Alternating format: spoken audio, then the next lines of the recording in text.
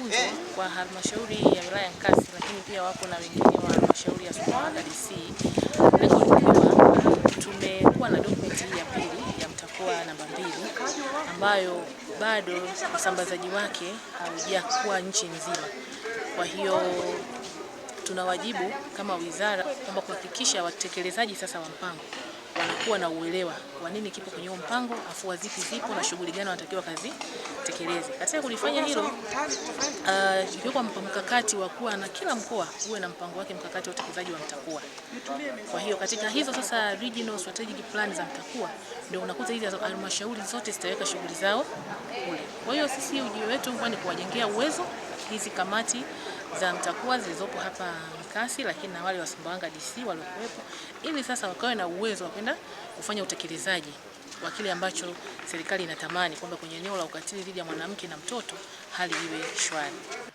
Mafunzo haya tuliyopata yatakuwa na tija katika jamii na taifa kwa ujumla, kwa maana ya kuwa tunafuata mpango wa taifa huu mpango mkakati wa taifa wa kutokomeza ukatili jinsi kwa wanawake na watoto, ambapo tunajua kwanza mara kwanza kulikuwa kuna mtakoa namba 1 na sasa hivi tunafundishwa mtakoa namba 2, ambayo yale yote ambayo hayakutekelezeka katika mtakoa namba 1 kutokana na changamoto mbalimbali, sasa hivi yameboreshwa katika mtakoa namba 2 ambao utaweza kuwezesha kutokomeza huo ukatili wa kijinsia kwa wanawake na watoto.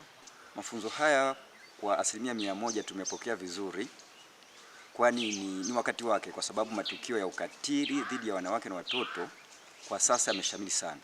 Kwa hiyo mafunzo haya tumeona ni wakati wake, yatatusaidia sana katika kuelimisha jamii na vile vile kuhakikisha kwamba tunalinda ukatili dhidi ya wanawake na watoto ili waweze kuishi katika mazingira salama. Kwa mimi mafunzo haya tumeyapokea vizuri, kwa sababu yanakwenda kutatua changamoto mbalimbali ambazo zilikuwa zinawakabili hasa wanafunzi, swala zima la uandikishaji, lakini na makuzi mbalimbali ya watoto wanaokuwa katika mazingira ya shule, kwa sababu mpaka sasa tumejifunza namna ya ulinzi wa mtoto, namna ambavyo mtoto anatakiwa kulindwa katika mazingira ya shule, lakini hata katika jamii zetu ambazo zinazunguka maeneo yetu ya shule zetu. Tumepata mafunzo yanayohusiana na mtakoa, utekelezaji wa mtakoa 2.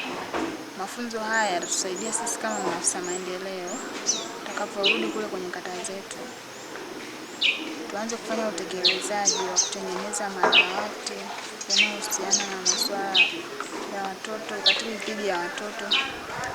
Lakini pia kwa sababu haya madawati yatatengenezwa kuanzia kabisa katika ngazi ya kijiji, yatakuwa na msaada mkubwa, kwani changamoto zote ambazo zinahusiana na mambo ya ukatili zitakuwa zinatatuliwa kupitia hayo madawati ambayo yatatengenezwa kuanzia ngazi ya kijiji mpaka kwenye kata. Mtakoa 1 imefanya vizuri, na ndio maana tukaja na mtakoa 2 ambayo hii sasa inaongeza chachu nyingine kutoka kwenye ile mafanikio ambayo tuliyapata, ambayo ikiwemo watu saizi pia ukiangalia watu wanauelewa tofauti na hivyo kabla ya mtakoa 1. Watu kulikuwa elewi vitendo vya ukatili vikoje au anajua ni nini, lakini sasa hivi wameendelea kuelimika, wameendelea kuripoti matukio, kwamba mtu anajua kwamba hiki ni tukio fulani, naweza nikaripoti wapi, anachukua hatua. Lakini hii pia imeongezea zaidi, kwa sababu unaona kwamba unapotoka jambo moja umefanikiwa, kwa unaenda kuongeza nguvu zaidi kufanikiwa zaidi. Kwa hiyo lengo ni kutokomeza ukatili kwa ujumla. Kwa hiyo mtakoa 2 imekuja kwamba tupunguze zaidi vitendo vya ukatili au viishe kabisa.